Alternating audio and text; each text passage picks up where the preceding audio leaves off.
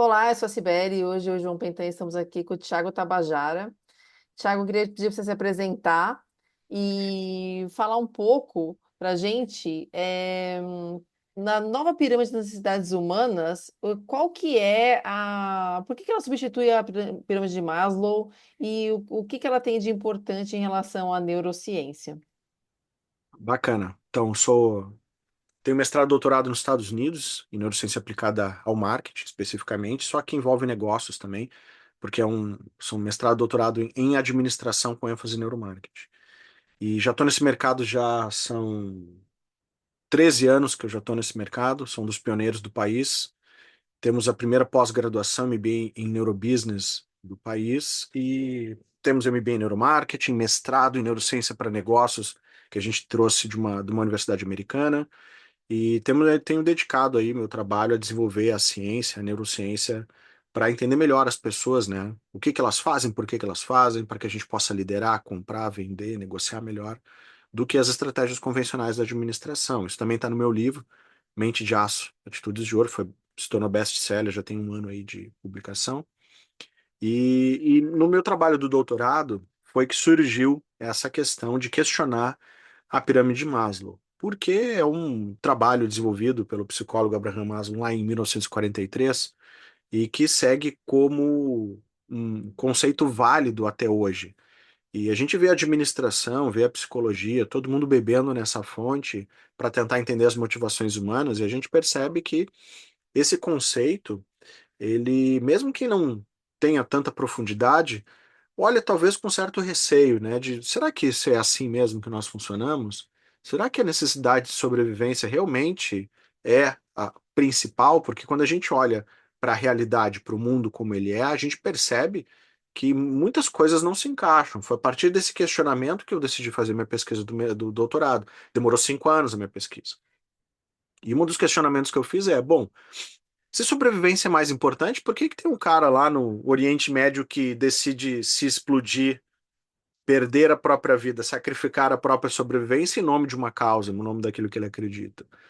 Né? Tipo, por que que uma modelo, para ficar bonita e poder ganhar contratos e poder tirar foto e desfilar numa passarela, por que que ela deixa de comer ao ponto de perder a saúde e tudo? Porque por mais que a gente queira atender um contrato, quando começa a sacrificar a própria saúde e ter problemas com relação a isso, a gente começa a ver, então, mas então a sobrevivência não é a prioridade. Ah, mas são pessoas com uma certa patologia. Não sei, aí vamos pegar outro cara, outro caso, então, né? Pegamos um bombeiro. A gente sabe que os bombeiros nos Estados Unidos, eles são amplamente valorizados, amplamente admirados, assim, dentro da cultura deles, tanto que a gente vê eles sempre buscando fazer atos de heroísmo. Ou seja, isso tem gerado uma proporção eles morrem numa proporção 8 vezes mais do que um bombeiro de qualquer outro grupamento no mundo. Não é porque eles não têm equipamento adequado, não é porque eles não têm treinamento adequado ou nada disso. Na realidade, eles acreditam em dar o seu máximo para ser herói. A ideia de ser o herói, de eu conseguir fazer o impossível, de eu conseguir me arriscar, eu colocar minha vida em risco, mesmo que seja para salvar o outro, é algo que está muito forte na mente deles. Então, ou seja, se eu tiver que morrer, eu morro, mas eu nunca vou deixar de fazer o meu trabalho, de agir de forma heróica. Então a gente começa a olhar isso de tudo que é forma, né? Aí podemos fazer navegar na nossa própria cultura, na brasileira. Por exemplo, a gente olha dentro de uma favela, em qualquer parte do país, a gente vai ver lá um adolescente que muitas vezes os pais ganham um salário mínimo, um adolescente lá de seus 14, 15 anos, e que ele não pode deixar de ter um tênis Nike do último número que custa, sei lá, R$ 2.000 para poder se sentir atendido dentro de um certo grupo, fazer parte daquele grupo ou ser admirado, quase como se fosse alguém ser excluído daquilo.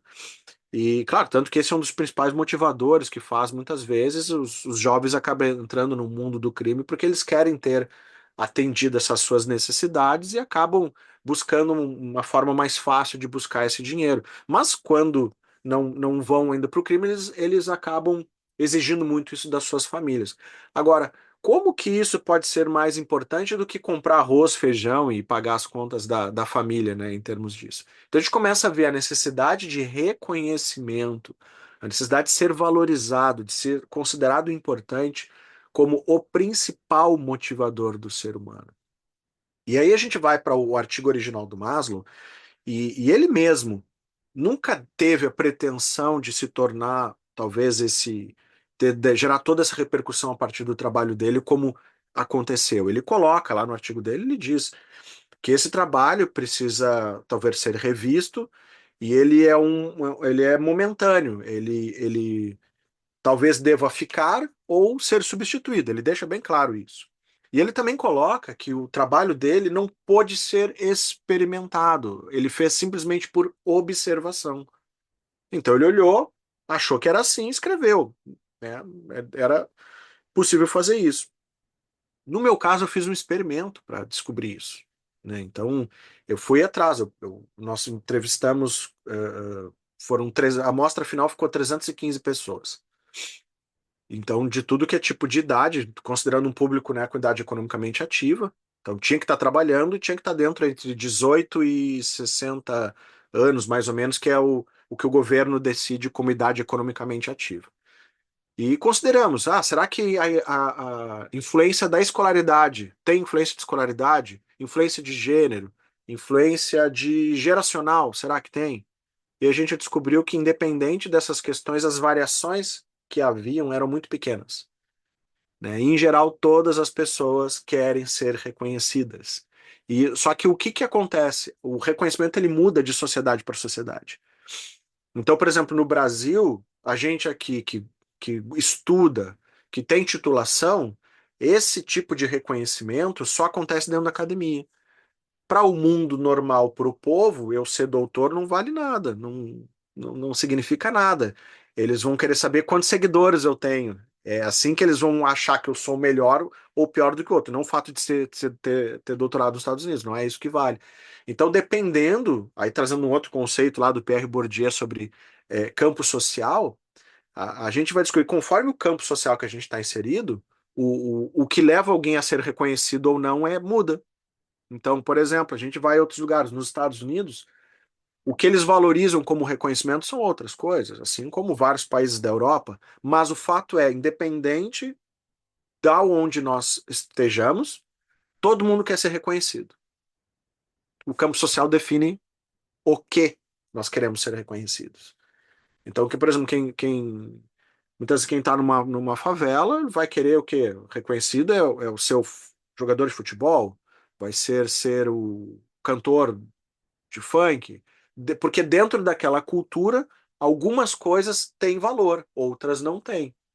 Então todo mundo vai fazer força para dentro daquela cultura, vencer dentro daquele campo social e ser reconhecido daquela forma. Então o que eu descobri foi justamente isso, que não é que o Maslow estivesse totalmente errado, né, na visão dele. A questão é que, por exemplo, a sobrevivência ela é o número dois na hierarquia. Primeiro é o reconhecimento.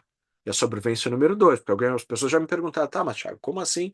Como é que alguém vai querer ser elogiado mais do que comer? O cara tá com fome, ou precisa. Sim, isso existe. Só que me diz uma coisa: depois que a gente come, o que que acontece? A gente não tem mais fome. A fome desaparece, assim como todas as necessidades fisiológicas, que é o que estava como base da pirâmide. Agora, e o ego? Como é que funciona? Será que depois de um elogio a gente está, obrigado, estou satisfeito?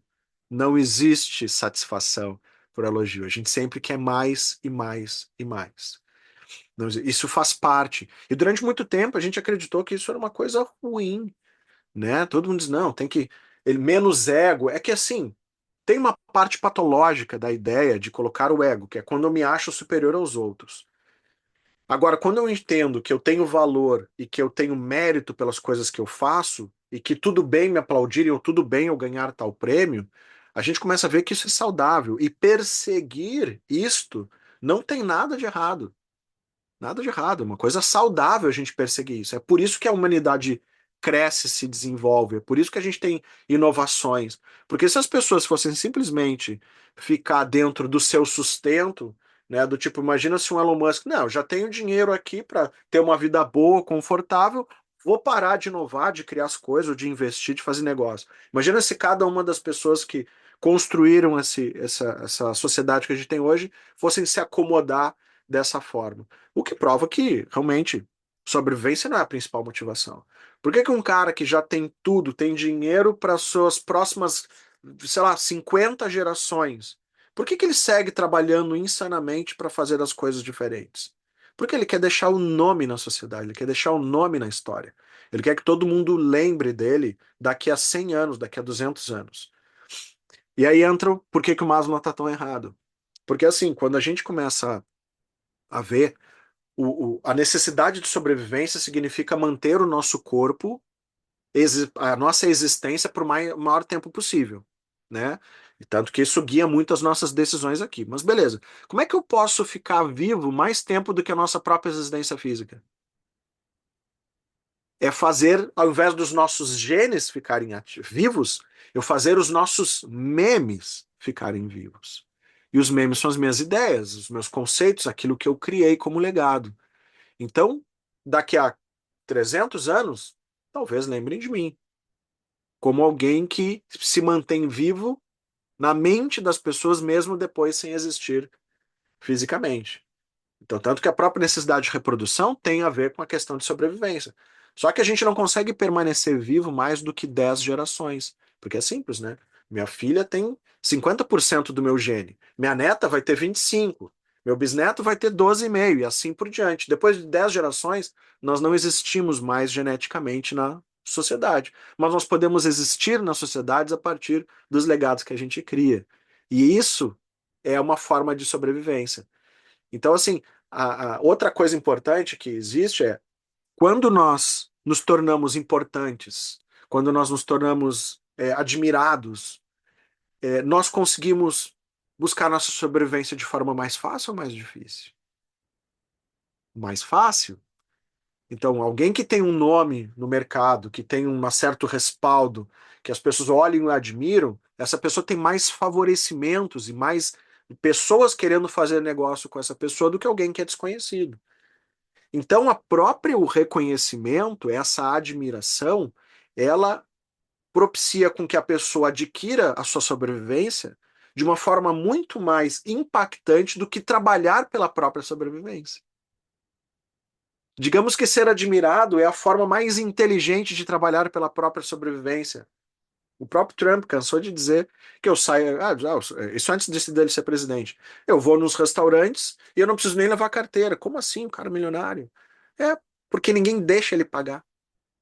Porque todo mundo quer fazer essa gentileza para ele. Seja quem tá com ele ou o próprio dono do restaurante. Não, imagina, tu veio aqui na minha casa. Imagina se eu vou te cobrar e tal.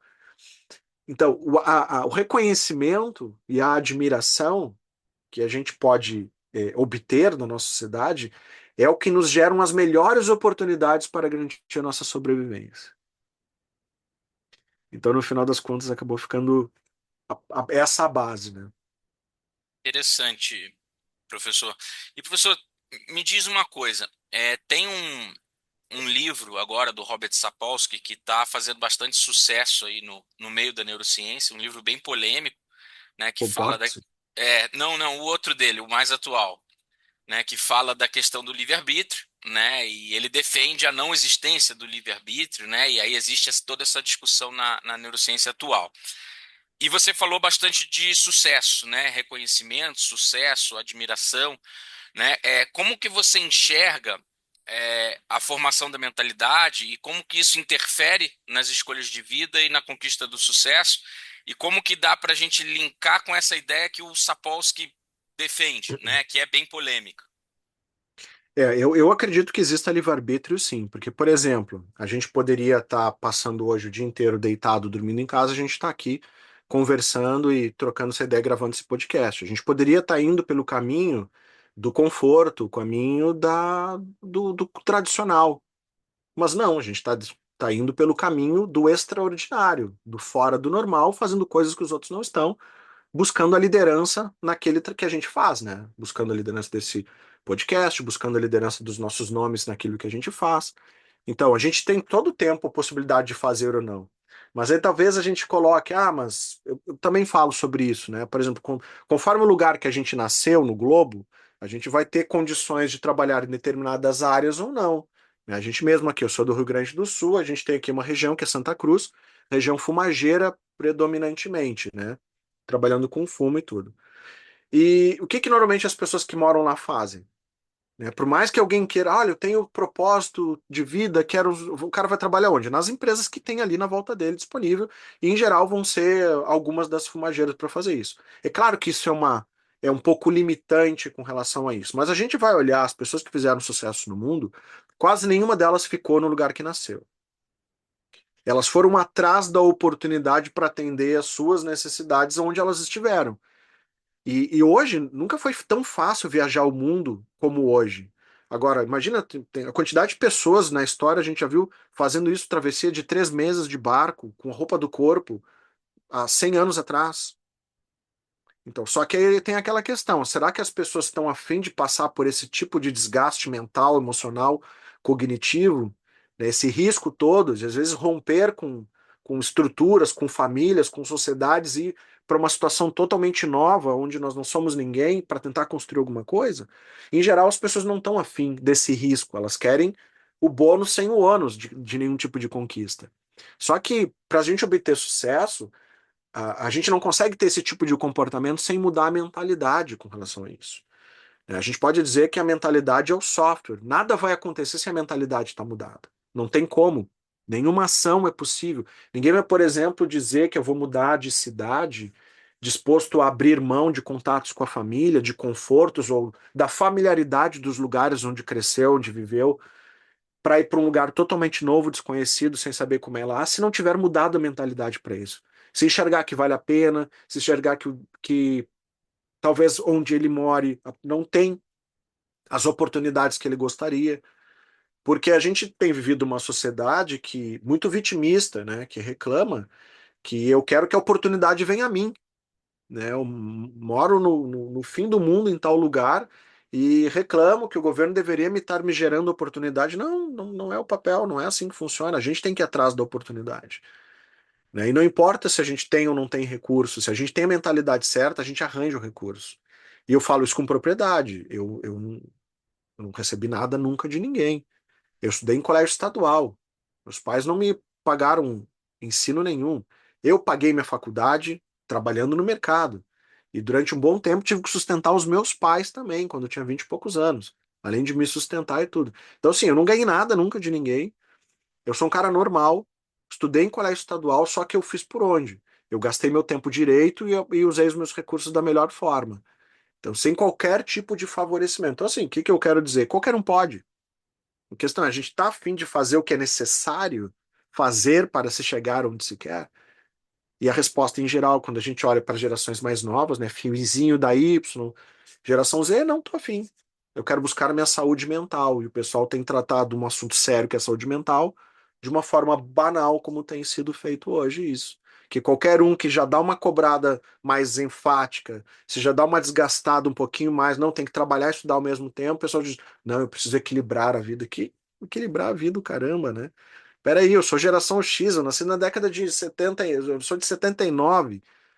Que negócio é esse? A gente não tinha nada, né? Então, assim, a gente aprendeu, da minha geração, a gente aprendeu a não reclamar, a gente aprendeu a enfrentar as dificuldades. Essa mentalidade que a gente tem faz falta absurdamente hoje quem está entrando no mercado. O pessoal hoje vive na mentalidade da desculpa. Se eu não tenho recurso, eu não dou uma improvisada, eu não tento resolver, eu arranjo desculpa. E isso se torna um grande problema para a obtenção de sucesso, porque o mundo não está nem aí para a gente. Nenhuma estrutura está formatada para que a gente consiga atingir os nossos sonhos, para que a gente consiga atingir os nossos objetivos. Cada um está tocando a sua vida, a sociedade está seguindo o seu caminho, seja bom ou ruim, e nada no mundo vai funcionar a nosso favor. Então, se a gente não tiver garra suficiente para enfrentar os desafios e buscar o nosso espaço, nós vamos ficar sem nada, né? E buscar o nosso espaço de forma ética, tá? Eu prezo isso absurdamente. Eu costumo dizer, e talvez por isso eu acredito no livre-arbítrio, eu sou cristão, e eu digo para todo mundo assim, olha, para mim quem mente é a mesma coisa que jogar dopado, sabe? Aqueles atletas que jogam dopado, são pegos no antidoping, depois a gente, pô, que decepção. o cara que está no mundo empresarial e mente para fazer negócio, para mim é jogar dopado igual. Eu não acredito em nenhum tipo de ação nesse sentido. Isso é mentalidade também, de novo, né? É uma questão. Então, por isso que ela precede todas as coisas, né? Todas as ações que a gente é capaz de fazer, elas são precedidas pela mente que a gente constrói. E boa parte da construção da mentalidade tem a ver com a família, com a escola que eu frequentei, com as pessoas que eu convivi. Então, por isso que se fala tanto, né? Aquela frase do Jim Rohn tão batida, né? Que nós somos a média das 5 pessoas com que mais é, convivemos, é bem isso. Porque se eu tô toda hora falando com pessoas, dizendo, pô, né, o mundo tá ruim, o mundo tá mal, a gente não tem chance de vencer na vida, que essa questão de ser milionário não é para mim, a gente acredita nisso e começa a ter atitudes para confirmar esta forma de pensar. Já no entanto, se eu começo a andar com pessoas que talvez já tenham chegado lá. E aí entra o poder da mentoria, né? Porque quando a gente às vezes contrata uma mentoria, o ideal é que sejam pessoas mais capacitadas do que a gente e que já tenham chegado em lugares que a gente não chegou. E eu sempre comento com as pessoas, imagina só 1 hora. Eu pego o Elon Musk porque tá muito no mercado agora, né? Mas 1 hora com o Elon Musk, será que a gente perguntando coisas, interagindo com ele, será que a gente ia sair igual? Seria só um bate-papo? Ou talvez a gente teria insights absurdos sobre formas de pensar ou agir sobre determinadas situações que, como a gente não viveu, a gente não pensou sobre o assunto. Eu acredito fortemente nisso.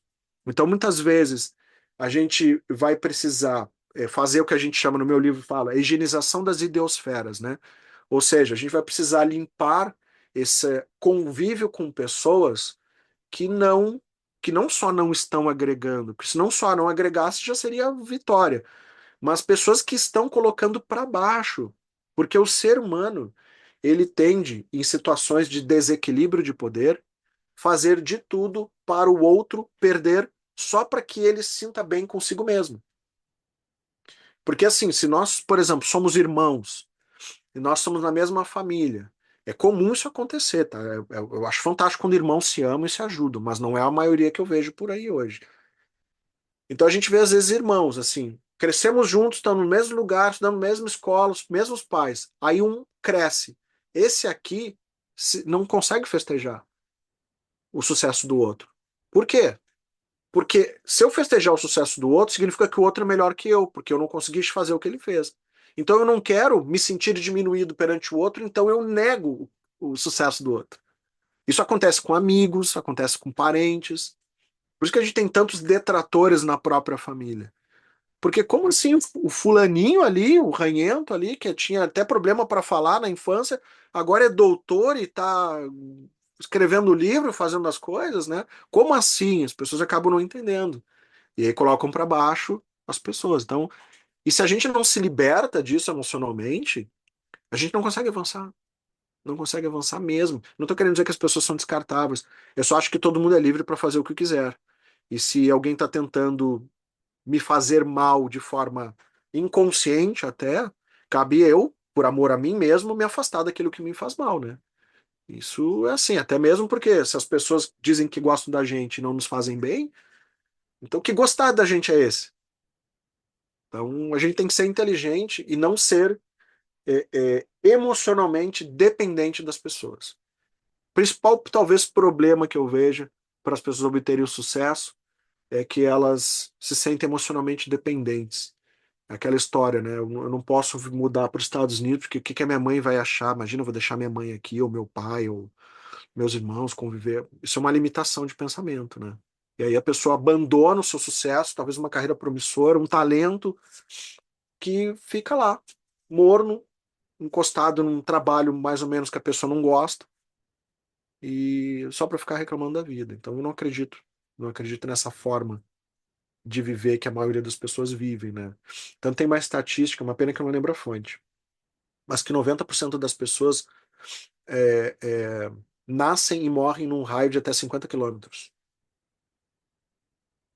Então, porque o medo de viver a sua própria vida é muito grande. Porque para a gente poder viver a própria vida, a gente precisa ser autêntico e ter muita confiança em si mesmo. A gente precisa saber quem eu sou. O autoconhecimento aí é fundamental. Para que eu suporte a ausência. Tipo, eu não preciso de ninguém. Eu gosto de estar com outros, mas eu não dependo de estar com os outros. E é o melhor dos mundos quando a gente consegue fazer isso. Porque a gente deixa de depender. Se as pessoas não nos aprovarem, o problema é delas. Eu vou continuar fazendo o que eu acredito que tem que ser feito. E não com base no que os outros vão dizer ou não.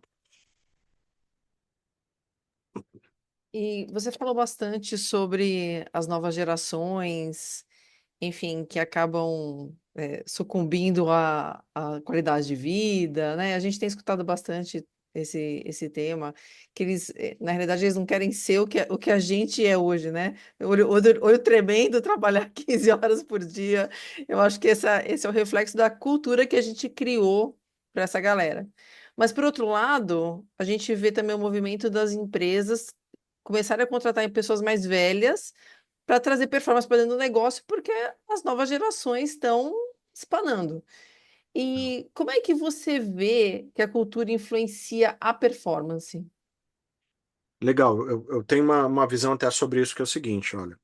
O, eu acho que a gente viveu, sim, ainda existe muitos absurdos, né, dentro do ambiente corporativo. Então, um burnout, uma coisa assim, ele acaba sendo uma coisa séria, né? Como tu falou, pô, o olho tremendo. Sim, o nível de estresse é tão grande que começa a dar alguns problemas, algum tipo de gastrite, uma psoríase, começa a estourar, né, ter manifestações psicossomáticas disso tudo. Isso existe, tá? Só que entra o seguinte, não é o fato de que isso existe que a gente tem que agora afrouxar tipo, não, ninguém mais pode ser cobrado agora, porque tem. Não, isso continua tendo que ser tratado, né? Porque, assim, aliviar a tensão, né, vamos assim, soltar as rédeas, não vai fazer com que as coisas melhorem, só vai tornar as pessoas mais fracas ainda. Ou seja, enquanto alguém da nossa geração aqui vai ter um burnout lá em alta performance, esse cara vai ter um burnout numa performance ridícula, porque ele não foi experimentado, ele não está preparado emocionalmente para poder lidar com coisas simples. Porque se cobrar, o cara já espana, entende? Então, a gente está aleijando essa geração. A verdade é essa, tá? Essa cultura toda que está sendo falada hoje de saúde mental, ela tem mais aleijado, na minha percepção, do que contribuído para o crescimento e desenvolvimento disso. Então, não tem sido. Porque vamos pegar o seguinte, tá? A gente culpa muito o estresse sobre para questões de problemas de saúde mental. Mas a gente, quando vai analisar, isso quem fala é o. Daqui a pouco eu lembro o nome dele, tá? Do pesquisador. É, acho que é o Paul Dullan. Talvez seja o Paul Dullan. O que ele fala? Que assim, pega um atleta de alta performance, tá? Um medalhista, o cara escolheu aquilo. Talvez você seja um jogador de basquete, talvez, ou sei lá, um corredor, um tenista, esses agora, fantásticos, famosos, tal, um nadador. Esses caras que escolheram, eles têm um prazer absurdo em ser atleta. Vamos lá, esses caras têm estresse, será? Claro que tem. E a gente pergunta, mas esses caras, eles equilibram vida pessoal e profissional? Eles descansam no final de semana? Eles tiram tempo com a família ou festas para fazer isso quando eles estão competindo? Óbvio que não. Esses caras ficam às vezes um tempão sem ver as famílias. E quando vêm as famílias, tem um monte de restrição. Não pode comer bobagem, não pode tomar álcool, não pode dormir tarde, tem que treinar mesmo num dia de folga dele. E isso a sociedade acha fantástico. Não, bacana, é isso aí, tá tudo certo. Só que nós que estamos no ambiente corporativo, se a gente vai trabalhar direto, a gente vai fazer as mesmas coisas, nós somos workaholic, nós somos condenados. Só que qual é a diferença? A profissão do cara é esporte, tá dentro do esporte, a nossa não tá. Mas por que que usar o tempo dessa mesma forma é condenado no ambiente corporativo? Só que aí tem uma questão que é o que diferencia uma coisa da outra. Vocês acham que um cara consegue alta performance no esporte se ele não quiser fazer aquilo? Não, né? Ele quer fazer aquilo. Ele tem prazer em fazer aquilo. E esse cara tem burnout? Não tem. Nós não temos casos de burnout. até aparecer a Simone Biles com algum tipo de problema de saúde mental nisso agora nos últimos anos, nunca se falou sobre qualquer tipo de problema com relação a isso nesse ambiente de alta performance de elite do esporte. E o Paul Doolan, eu tenho quase certeza que é ele. Ele comenta justamente que o nível de cortisol elevado decorrente de alto estresse por alto nível de produtividade, ele não é nocivo quando se tem prazer no que faz. Então o problema não é trabalhar altas horas, o problema não é não ter equilíbrio de vida pessoal e profissional, porque não existe equilíbrio, esse equilíbrio é uma falácia. O problema é um monte de gente trabalhando por dinheiro em coisas que odeiam. E aí não precisa trabalhar 12 horas por dia para tu ter um treco. Se tu trabalhar 6 horas por dia num negócio que te odeia, que tu já sai sofrendo de casa, chega sofrendo, qualquer um vai ter um treco. Não tem como não ser. A questão é que se normatizou trabalhar em coisas que se odeiam, simplesmente para se atingir um determinado título ou ganhar um determinado dinheiro. E aí é o dinheiro mais caro do mundo, né? Nesse caso. Então tá aí a questão, entendeu? A gente tem que buscar coisas que nos identificam. Só que o que a gente aprendeu foi, tu tem que arranjar um trabalho para pagar as contas. Esse negócio de ser feliz, isso é só lá no futuro, talvez quando se aposentar que tu vai ser feliz. E quem foi o culpado dessa questão toda? Me desculpa de novo, dando a volta no nosso assunto, Maslow, que disse que temos que trabalhar pela sobrevivência em primeiro lugar. E que a autorrealização, ou seja, fazer o que eu gosto, é lá na última coisa. O que eu estou dizendo é invertendo. Não existe última coisa, é a primeira. É ela que é a base. Porque pensa qualquer um empresário, qualquer empresário. Esse cara trabalha 14, 15, 16 horas. Ele não gosta do que faz. Se ele gosta do que faz, ele tá bem. Pergunta se ele quer ser CLT para ganhar 100 mil por mês, mesmo que seja para ser um CEO de uma empresa. Claro que ele não quer. Para seguir a ordem dos outros, para não ter dono do seu próprio horário, para não fazer as coisas como ele quer fazer. Então, a liberdade, a autonomia, já trazendo para o conceito do Daniel Pink, do Motivação 3.0, é o principal elemento gerador de felicidade no nosso trabalho. Então a gente está focando no problema errado quando a gente fala de saúde mental hoje. A gente fala que a quantidade de horas, que é o estresse, não, é fazer o que eu odeio. Esse é o problema. Eu preciso escolher uma coisa melhor para fazer, que aí eu não sofro. E aí entra, de novo, vamos trazer uma frase de 3 mil, 4 mil anos atrás, sei lá, do Confúcio, né? Que escolha um trabalho que ame e nunca mais precisará trabalhar. Então é por aí a questão. E quando a gente começa a estudar tudo que a gente tem estudado, né? O cérebro humano, os comportamentos, a fisiologia, a gente começa a descobrir coisas que não estão dentro das ciências sociais, que é o que o pessoal tem feito, né? O próprio pessoal da psicologia tem faltam elementos para eles talvez arbitrarem. Apesar de talvez ser o profissional mais talhado para isso, ainda as bases deles, da ciência, da psicologia, ainda faltam elementos para eles, por exemplo, apontarem causas sobre saúde mental, né? Em geral, tanto psiquiatras quanto psicólogos resolvem tudo isso com médico, com remédio, né? Como só que minha esposa que é psicóloga aqui que ela fala, só que medicamento não mexe em pensamento. Então não adianta a gente ficar drogando todo mundo, porque o problema de amanhã não vai desaparecer. A minha capacidade de lidar com os fatos ou com os conflitos não vai melhorar porque eu estou drogado. Eu preciso ser capaz de resolver os problemas como eles são. E aí eu não preciso de tomar nada. Só que ninguém quer falar sobre isso. Mas faço, imagina. Toma um negocinho aqui que as coisas vão ficar melhor. Não vão ficar melhor. A gente só vai ficar anestesiado por as coisas. Mas os problemas vão continuar lá. O trabalho vai continuar sendo ruim, o chefe vai continuar sendo trouxa, a minha esposa vai continuar sendo ruim, meu casamento vai continuar sendo horrível. Não vai mudar. Se eu não mudar, se a minha mentalidade não mudar e eu tiver a fim de tomar decisões certas para isso. Então, um pouco do que eu falo no meu livro, Mente de Aço, é isso. Né? Como é que a gente entende esse negócio todo para aprender a tomar decisões para a nossa vida?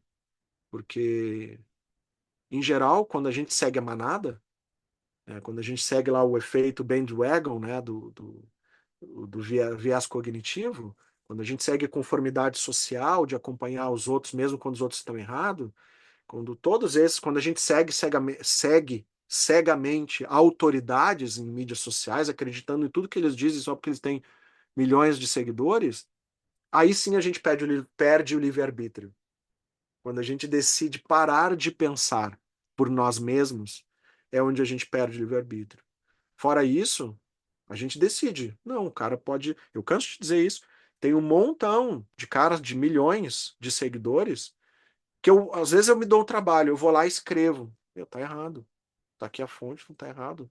Não importa que o cara tenha milhões, tá errado igual. A ciência não quer saber de seguidores, ela quer saber de fatos. E eles mandam nisso, né? Então, um pouquinho disso que eu tenho feito. E, professor, você falou bastante de performance, de reconhecimento, né? E um assunto que corre em paralelo com isso é a aprendizagem, né? Como que a gente aprende melhor essa profissão que de repente eu amo e que eu, exercendo ela, eu vou conseguir todos esses benefícios que você citou. Eu queria que você falasse um pouquinho sobre a ciência dessa aprendizagem, até porque é o tema do seu próximo livro. Legal, boa pergunta. Então, o que acontece? A gente sabe que o ser humano ele tem as mesmas características biológicas. A gente vai ter variações, questões de genes, mas os genes todo mundo tem. Todas as pessoas têm os mesmos genes. A única variação que a gente vai ter, como se a gente pensasse numa mesa de som cheia de botões, é que alguns vão estar acetilados, outros vão estar metilados, ou seja, ativos ou inativos. Mas todo mundo tem os mesmos genes. Alguns definem o nosso fenótipo, né, nossas características físicas, né, como cor do cabelo, cor do olho, cor da pele, altura, coisas assim. Mas muitos, e cada vez mais tem se descoberto isso, têm genes ligados a comportamentos. O que é muito interessante, que até então a gente acreditava que, sei lá, isso era aprendido. E o que a gente descobre é que muitas vezes um temperamento de alguém, que às vezes é muito diferente, às vezes, ou da família, ou às vezes é igual ao avô que o cara nem conheceu direito, por eles têm essa base genética. Então a gente vai ter, por exemplo, desde de um famoso, né? Famoso porque foi um dos primeiros genes a se falar dentro desse mundo do neurobusiness, que foi o gene da liderança, né? O RS 4950, do trabalho de 2004 do professor De Neves, lá da Universidade de Londres, né? Lá na Universidade da Inglaterra, como outros genes, né? Que provam, por exemplo, DRD4. Deixa eu ver aqui, o DRD3, por exemplo, como o gene do empreendedorismo. Então, descobriu-se que tem um gene responsável por comportamentos ligados à resolução de problemas, à tolerância à frustração, a um nível de energia de ativação muito grande. Então, começou a se descobrir que sim, tem pessoas que existem, esse gene, ele atua diretamente num desejo, numa forma da pessoa lidar com as coisas, que não necessariamente ela aprendeu a fazer aquilo. Ela simplesmente está atendendo um desejo biológico, né? E isso importa. Mas talvez alguém diga, ah, mas eu não tenho esse gene ativo, então eu não posso ser empreendedor. Pode ser, só que aí a tua motivação não vem da biologia, uma coisa natural que tu tem. Tu vai ter que. É uma coisa mais mental. É o teu desejo, talvez, de ser valorizado, de deixar um legado, de fazer melhoria para a vida das pessoas, né, de melhorar a vida dos outros, ser admirado por filhos. Aí o desejo disso, que esse propulsor vai vir de outras fontes para poder suprir essa falta genética. Só que entra uma outra questão que eu acho super bacana, democrática, vamos chamar assim, que é a questão da epigenética, que é a capacidade que nós temos de adaptar o nosso funcionamento em vida, né, adquirindo características que nós não nascemos com elas. Né? Então, assim, porque o DNA, né, a gente não muda, a gente muda o RNA, ou seja, a instrução de multiplicação dele. O que faz com que nós, se tivermos filhos depois de adquirir determinadas características, esses filhos já herdam essa bagagem ambiental que a gente desenvolveu. Isso pode ser desde uma característica de empreendedorismo mesmo, que eu não nasci. Vamos supor que eu nasci com uma família de só tem funcionários públicos e não tenho isso, mas eu quis muito, fui influenciado, sei lá, pela minha esposa, ou assisti um filme e decidi ser empreendedor, qualquer coisa do tipo possa ter motivado. A questão é que o meu filho vai nascer com um gene natural, coisa que eu não tinha, que eu não nasci. Então, agora, independente da gente nascer com genes, seja o gene do empreendedorismo, o gene da memória, o gene do aventureiro, os vários, eu tenho um trabalho enorme feito em genética em cima disso e comecei a trabalhar isso no meu pós-doutorado. Independente disso, o que eu gosto de explicar para as pessoas é que não importa onde a gente nasceu, nem que talentos a gente possa ter ativos como genes desse. Agora, o que importa é que tudo que eu fizer com afinco, que eu fizer com determinação, com envolvimento de tempo, seja de processamento mental, cognitivo, até mesmo braçal, eu vou adquirir aquilo. Talvez a minha curva não seja das melhores, talvez eu não aprenda uma coisa em 6 meses, talvez eu aprenda uma coisa em um ano. Mas o fato é que essa democracia da biologia, como eu gosto de chamar, ela possibilita que qualquer pessoa chegue em qualquer lugar desde que gaste tempo e energia. Não há discriminação com relação a isso. E isso é interessante porque acaba com uma série de discursos de vitimismo das pessoas, que dizem, é que eu não sou assim, que eu não sei, eu nasci em tal lugar. De bom, troca o ambiente. Ah, mas os meus pais falaram comigo, eu não tenho pais, não tem problema. Talvez tem outros caminhos para superar. A questão é o quanto que de fato a gente quer vencer ou não. Porque se eu quero vencer mais ou menos, eu não estou disposto a enfrentar os desafios, os desgastes para se chegar lá. Eu vou sucumbir nas primeiras tentativas. Então, quando eu falo sucesso é para todo mundo, não, não é. É para todo mundo que queira. Mas todo mundo pode. E é isso que eu acho que é bárbaro. Todo mundo tem tudo para fazer as coisas dar certo. A maioria não vai fazer porque não quer. Só por isso. Não é porque não tem competência ou capacidade, porque tudo tem que ser desenvolvido. Nós nascemos careca, nós nascemos sem dente, nós não nascemos sem nada. Todo mundo passou pelo mesmo processo de desenvolvimento. Entendeu? E mesmo uma criança que tenha se alimentado mal, que tenha sofrido negligência emocional, quando chega na fase adulta, todo mundo chega no mesmo grau de desenvolvimento. Todo mundo consegue aumentar o seu QI, por exemplo, né? Quando a gente vai ver que 68% da população do Brasil tem menos de QI de 90, QI menor que 90. E abaixo de 90 é o que se chama de embotamento cognitivo. É quase como uma deficiência mental. É o nível mais simples de um tipo de deficiência mental. E então é a população brasileira assim. Mas dá para aumentar o QI? Dá para aumentar o QI. Se acreditava lá, né, nas teorias unifatoriais da década de 70, com o surgimento dos testes de QI, que a inteligência era fixa e imutável. E a gente descobriu que não é. Então todo mundo pode desenvolver o seu intelecto e desenvolver as suas capacidades, mas tem que querer. Tem que estar disposto a abrir mão de coisas, porque as 24 horas são a mesma. Se eu gastar vendo videozinho na internet, se eu gastar jogando videogame, se eu gastar qualquer porcaria, eu vou impedir esse tempo de gastar com outras coisas que me desenvolvam, desenvolvam meu intelecto me leva onde eu quero. Não tem outra. Então, e isso é o que vai fazer a gente se desenvolver e chegar onde a gente quer o mais rápido possível.